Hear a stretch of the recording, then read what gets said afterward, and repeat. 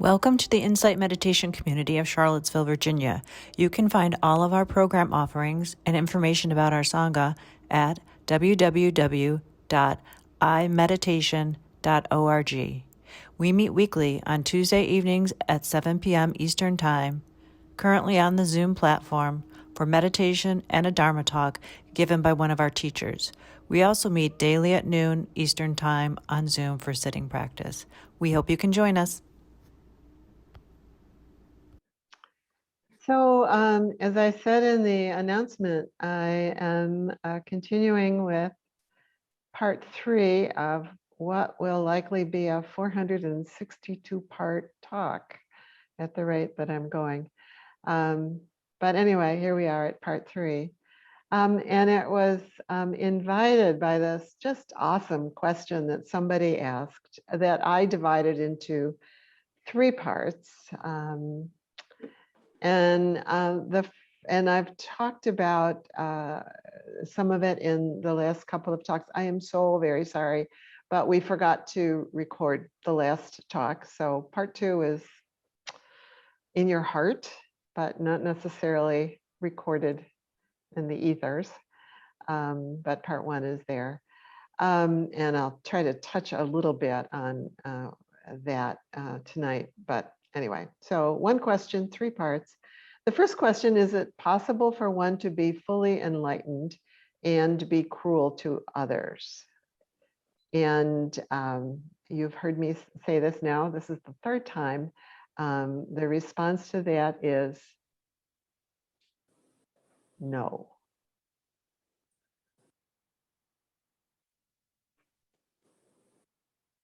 No. No matter what somebody says or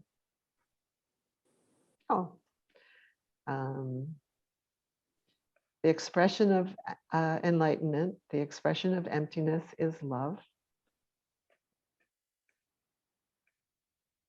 The ultimate nature of reality is made of the fabric of love. That's a quote from Andrew Polachek. So, no, not possible. No matter what they say. Sorry. So the second part of the question, how can someone have it then? Okay, how can someone have a dedicated spiritual practice, even have, supposedly advanced and profound spiritual experiences, and still do horrible things to other people with respect to money or power or fame or aggression or sexuality or whatever? And as I've begun to explore with you, there are just lots of ways of addressing this. And I've gotten myself a little tangled up at times and trying to sort out how to do that. There are multiple kinds of intelligence that interrelate and they dance together. Talked about that some in the first session. And there are multiple dimensions of each kind of intelligence. So then you start multiplying the multiple intelligence and the multiple kinds of the multiple dimensions. And then the Buddha speaks of multiple kinds of wisdom, that you can kind of understand things conceptually, but not have brought them into your own direct experience. And so you really don't understand them. That Zen saying that says, reading about Zen is like counting somebody else's cows. It's something interesting to do, but it doesn't really help much. And the net result of all of that is there are millions of ways of getting confused. And it's true for all of us. It's not unique to, and not unique to anybody. It's true for all of us that there's multiple kinds of wisdom and multiple ways of getting confused. And in the first talk, I guess it was, I talked about the necessity of growing up, Ken Wilber's distinction, growing up through the inevitable and necessary stages of development as a human being on this planet. Humans just grow from little teeny babies to grown-ups who are able to recognize and organize thoughts and emotions, reflect on our own internal experience, recognize other people's experience as different from our own, distinguish reality from fantasy, have voluntary control over a whole bunch of impulses, relate well with others, and make repairs to relationships and internal processes when there are inevitable mistakes and lapses. And inevitable mistakes and lapses are just part of the deal of being born into a human body. So incomplete problems in incomplete growing up, we can all get caught in various ways in the growing up process. Trauma has a especially profound impact on it, but it's not unique to trauma, that we can get caught and kind of fail to accomplish, if you will, normal developmental milestones. And that's the province. Understanding those is the province of more modern sciences like psychology and some of the social sciences. And last time in the last talk, I talked about the layers of, that's differentiated from the layers of consciousness. So growing up into developmental stages of human development is different from relaxing, if you will, into multiple layers of consciousness. And that most of us function most of the time at this sort of what we consider our, say, ego consciousness, our sense of self. And we have all, as human beings, stored certain kinds of experiences in the unconscious because for whatever reasons, culturally, familial, because of trauma, because there's just too much information, they get stored in the unconscious and at times completely disowned. And that's where we project when we disown them and they start to kind of surface a little bit. It makes us anxious because we have to work so hard to kind of keep it in the unconscious. And that's where projections happen. That, you know, somebody will say, well, you know, I don't feel angry. I know you might feel angry, but I don't feel angry. And so we're projecting our experience then out onto somebody else when we have a hard time acknowledging and owning it ourselves. And then the deepest layer of consciousness, and both Susan and Pat speak of this sometimes, is that area of the non-dual. Andrew Holochek calls it the clear light mind. I love that. I love that way of describing it. And that's the mind, the awareness, the quality of awareness that knows everything, that sees our limitations, that sees our stumbling, that sees our goodness, but that has no separation and no, if you will, no objection to anything. That holds all in this loving awareness, sort of invoked it in a not quite adequate way, but a way. When I talk about you know, the grandparent sort of being able to be aware of this little being without needing to judge or condemn or separate out any parts. There's some problems with even thinking of it that way, but it might help to think of it that way. And loving kindness and compassion at this level of non-dual consciousness, loving kindness and compassion are basically all there is. Basically all there is. And when people speak about dying, sometimes the image is exactly the child returning to the mother, this mother's embrace, this embrace that is only loving and compassionate. And there's no separation. There's nothing else. And so that's actually, that kind of gets at why it's not conceivable, why it's not possible, that if someone is actually resting their awareness in that non-dual state, that it's not possible to be cruel from there because it just doesn't exist there. So by definition,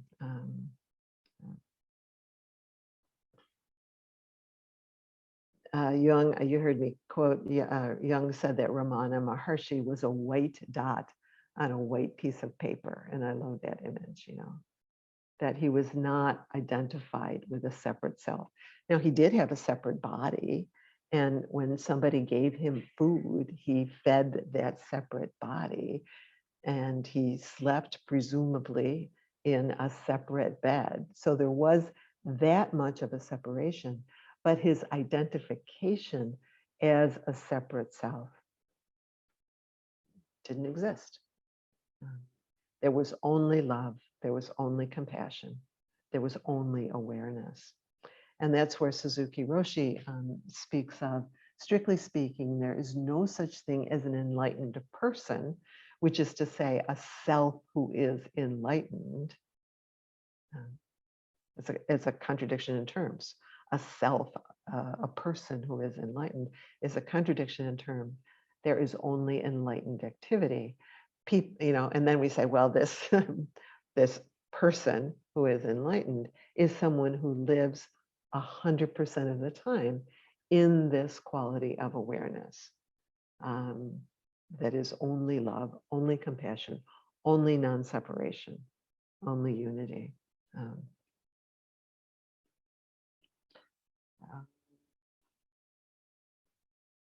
Okay, so that understanding is relevant then when we start to address the question about the third question, which is, how to tell, first of all, how to practice loving kindness when you're dealing with what is clearly unwholesome behavior, and how to tell the difference between, say, loving kindness and codependence, or loving or compassion, let's say, and things that masquerade as compassion.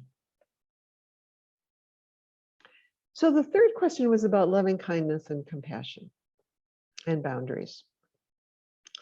And there have been quite a number of different forms of that question that have come to me.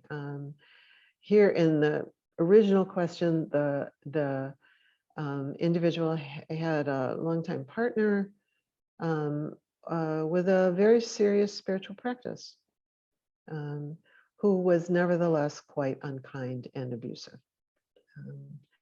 And how can this be? So the original question was, how can this be? How can somebody have an advanced spiritual practice and still be unkind and still have, if you will, developmental issues to address, or aspects of their unconscious that are getting projected outward that need to be owned and worked with? So I think I've tried to address that in the other two talks. But then the question is, okay, so now what? Okay, so even if I see that, say, okay, fine, honey, darling, you're not enlightened, even if you think you are, and you still have developmental work to do. Okay, but now what? How does loving kindness come in? So I have a short answer to that, and then I want to tell a story that may or may not help. But and the short answer, you've probably heard this story before, is a story that Sharon Salzberg tells about a time when she was in India studying with her teacher Manindra, and she was in a rickshaw with another person, and the rickshaw man, she said, took them through shortcuts, which ended up with them being in dark streets and back alleys. So they're kind of going along. And at one point, out of nowhere, a very big man approached the rickshaw driver and stopped him. And then he looked at Sharon and grabbed her and tried to pull her off the rickshaw.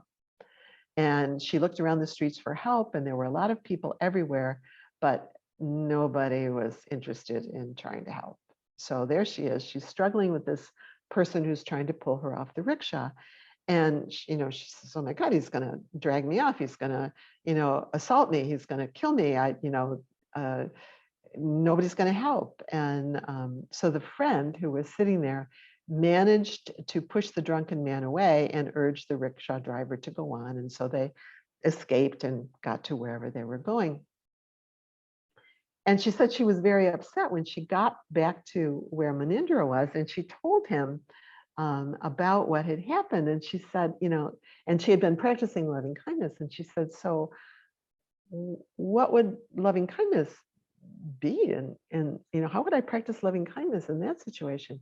And he said, "Well, Sharon, what you should have done is with a heart full of loving kindness, taken your umbrella and hit him over the head."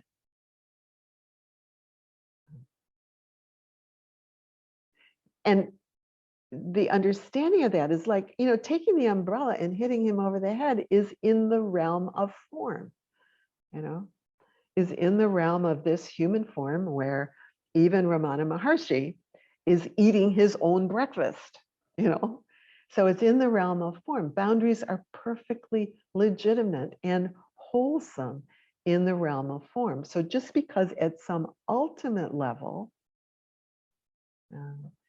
there is only loving kindness, in the world of form, one practices ideally with a heart that is full of loving kindness, with an umbrella that is ready to whack somebody over the head as needed. So in a way, we could sort of stop there. We just stop there, because it's different. It's different. It's different dimensions of being that we need to simultaneously integrate. Now, having said that, that's perhaps easier said than done to simultaneously integrate them, because we want to do one or the other. We want to either have a self who is loving and kind, or we want to hit somebody over the head with our umbrellas. But to kind of cultivate this larger awareness, and within that also cultivate discernment about what is needed here, is really where the rubber meets the road, if you will, in our practice. And I thought I would share a personal story about this, which I hope will be useful. And again, it's a bit of a metaphor, because there are ways that it doesn't really quite work if we think deeply about it, but I still think it might be helpful. So here's my personal story. So some years ago now, our family was visited by another family.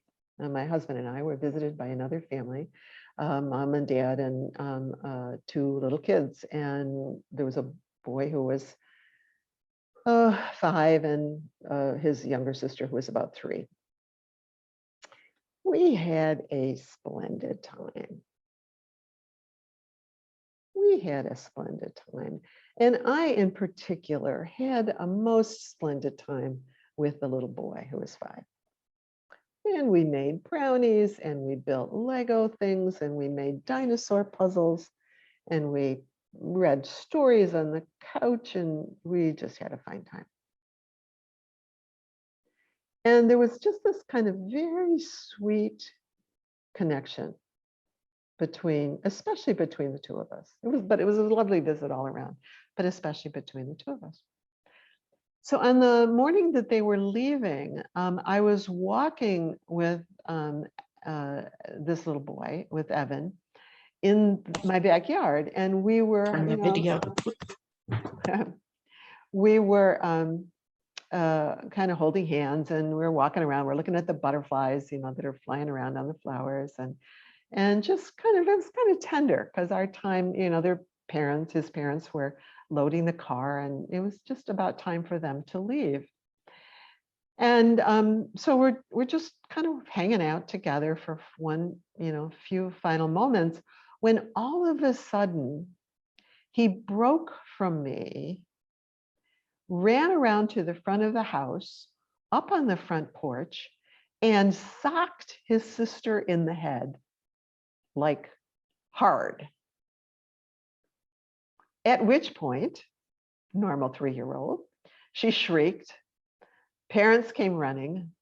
Everybody was in a huge uproar because he had done this outrageous thing and was clearly a bad child. And that was the end of that. And you'll get in the car and we're going off and everybody's leaving. And so this beautiful, weekend and this beautiful leave taking became filled, fraught with crap, really. It was just really very difficult. And I was kind of floored. I was like, I don't know what happened. I don't know what happened. And what do I do here? What do I do? What's my response? So that there was just, really some pretty significant confusion for me. And so they're driving off and I'm like, goodbye, I guess. Okay. And what is this? And it strikes me that in some ways it's sort of similar to that question where here's a relationship. It could be a relationship with a spiritual teacher, could be a relationship with a partner where there's just, such goodness. And then something happens and you go, what? What? And how do I be with this? And so for starters, so as I worked with it, I had to work with it. For starters, now if I was enlightened, I would probably have much more immediate access to how to work with it. In my case, I had to work with it. So I had to work with it. And the first invitation there, like with anything that arises for us, is to know it, to know experience. And so my first knowing is, ouch.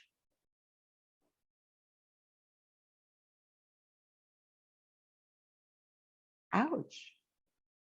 This is dukkha. Ouch.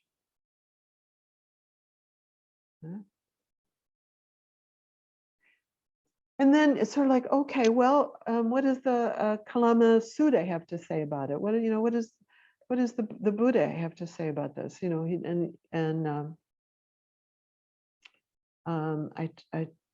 read this to you at the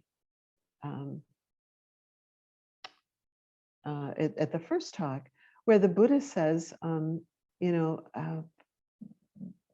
go by reports, by legends, by traditions, by scripture, by logic, by inference, by analogies, by views, by probability, or by the thought, this person is our teacher. When you know for yourself that these qualities are skillful, these qualities are blameless, these qualities are praised by the wise, these qualities, when adopted and carried out, lead to welfare and happiness, then you should enter and remain in them. And without really having at the moment reminded myself of the sutta, it dawned on me that that something that I needed a wise person. I needed somebody to kind of help me because I was kind of caught in confusion. Just like I didn't know what happened. And so I talked to my friend Bob, who is a child development expert, and he knew immediately what had happened. I said, well, tell me, tell me what had happened. He said he's only 5. He doesn't know how to know his own feelings. And when he has a feeling that's difficult, he doesn't know how to navigate it. Early on, I said, one of the marks of a mature adult is to know your own experience, to be able to navigate it, and to be able to navigate the impulses that come with it. He didn't know how to know his own experience, nor did he know what to do with it. And there really wasn't time in all the ruckus that happened, for me to say, oh, this is what's going on. Or ideally for me as a mature adult, or his parents as mature adults, to be able to say, oh, honey, you're sad, aren't you? Now, that doesn't mean that therefore, since you're sad and since you're only 5 and you don't know how to, withhold your impulses, it's fine if you just sock your sister in the head. That, that wouldn't follow. Darling, you can't do that, sweetie. That's not okay. As a process of learning how to recognize rather one's own experience, how to recognize what to do with it, how to recognize relationship as a possible source of help when we don't know what to do with it. And how to set realistic boundaries, both on yourself when the impulse is so strong to act out, and on other people, let's say as adults in the situation, to say, sweetheart, you can't do that. That's not okay. I understand you're feeling upset, but it's not okay to do that. It's just a normal developmental process. Now, if we take that notion back to the question that the person had about their supposedly mature partner, we could say that something very similar was going on. And it gets us puzzled because as grown-ups, we expect other people to be fully mature, right? Everybody has fully matured in all of the gazillion areas of human development and knows how to do all of those things. They know how to think, they know how to organize, they know how to, know their own experience, they know how to, navigate their own experience skillfully, they know how to, resist impulses to act, and it's like, well, could you have a show of hands of how many people have mastered all of those, that's the process of human development. And one of the problems when somebody can drop into states of spiritual awareness, so spiritual consciousness, note that I'm not saying that they can live there, but they, we can drop into those states, and every single one of you,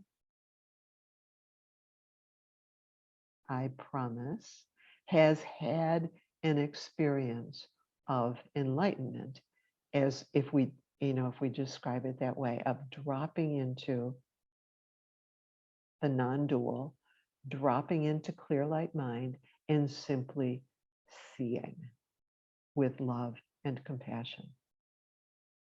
Now, the problem is a couple things. One is we don't stabilize it. It's not strong enough. Our practice isn't strong enough to stabilize it. And the other thing is that because those experiences sometimes happen so quickly, we don't even A, notice them, or B, remember them. Because they kind of come and go rather quickly. But nevertheless, we've all had those kinds of awareness. I promise you, you have had them. We've all had those kinds of awarenesses, but that doesn't mean that we have necessarily accomplished the developmental tasks.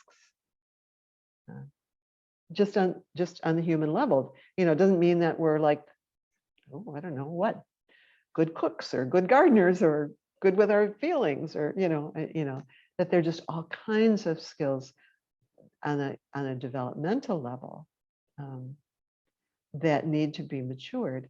And the whole of spiritual practice is cultivating the capacity to kind of integrate those two, to bring into light what has been held in the unconscious, and to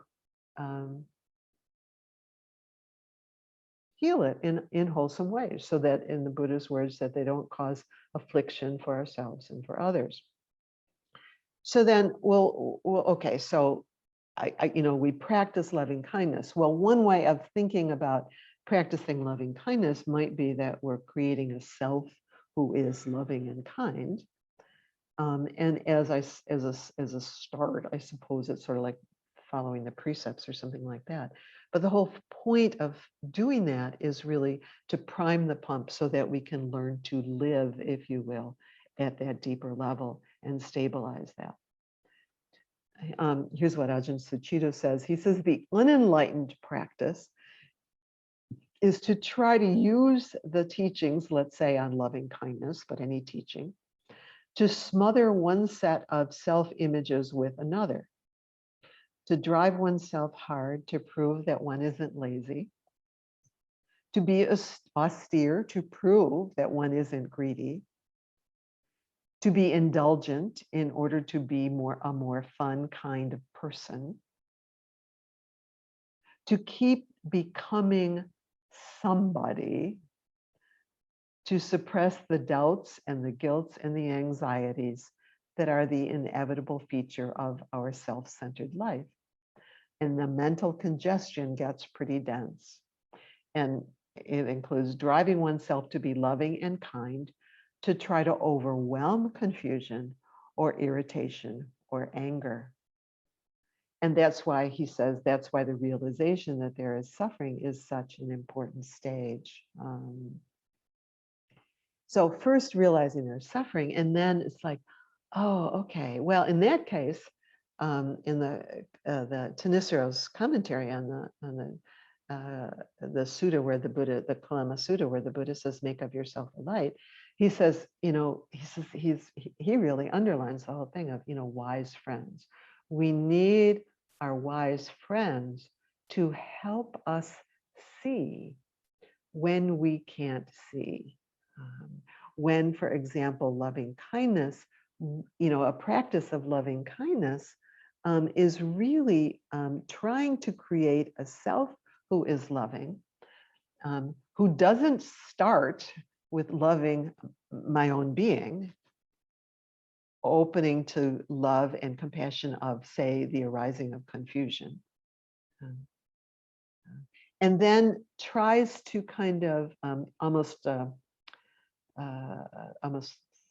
throw it onto somebody else. It's like, or to say, I'll offer loving kindness with the idea that you will change, you will be different. If I offer enough loving kindness, I can control you. And it could be also that, if I'm just being loving and kind, and I am overlooking, for example, there are a million possible examples, but I'm overlooking the fact that buried in my personal unconscious is a terror of feeling of conflict and of feeling angry or saying no. That when I was two in my family, maybe there wasn't enough room for me to develop a healthy sense of no, I don't want to, I don't like that, that's not okay with me. And so we develop a loving kindness practice, as Ajahn Suchito says, as a way of trying to use the teachings to smother, in that case, a fear of conflict or a fear of asserting myself or a fear of anger or a fear of fear or whatever it is, so that we can misuse the concept of loving kindness. Fully realized loving kindness knows when the Dalai Lama knows when to say no to somebody. And the compassion, there's Munindra was guiding Sharon Salzberg in compassion. It's like, oh, okay, but idiot compassion would be letting him drag you off into the dark alley. But that compassion, so he's saying with a heart that is open, so that in that example with my grandson, so my friend Bob helped me to find that space where I could have an open heart toward all that happened, even in its unskillfulness, without imagining that somehow what followed would be indulgence, or letting things, letting unskillful things continue. U Pandita says the difficulties Westerners face in learning meditation is in their attachment to lofty ideas. So we're talking about letting go of attachment to lofty ideas and cultivating a practice that looks to see what's happening here. In my moment there, what was happening was confusion and kind of paralysis, and what would help. Starting with an awareness of my own suffering, and in remembering, oh, I have a friend who can probably give me some guidance here. And this is Mark Nepo's poem. He says, having loved enough and lost enough, I am no longer searching, just opening, no longer trying to make sense of pain, but trying to be a soft and sturdy home in which real things can land. These are the irritations that rub into a pearl. So we can talk a while, but then we must listen the way rocks listen to the sea. And we can churn at all that goes wrong, but then we must lay all distractions down and water every living seed. And yes, on nights like tonight, I too feel alone, but seldom do I face it squarely enough to see that it is a door into the endless breath that has no breather, into the surf that human shells call God. But seldom do I face it squarely enough to see that it is a door into the unconditioned. That's our practice. Over and over and over and over and over and over and over and over and over again. So we will end there. So blessings to you each.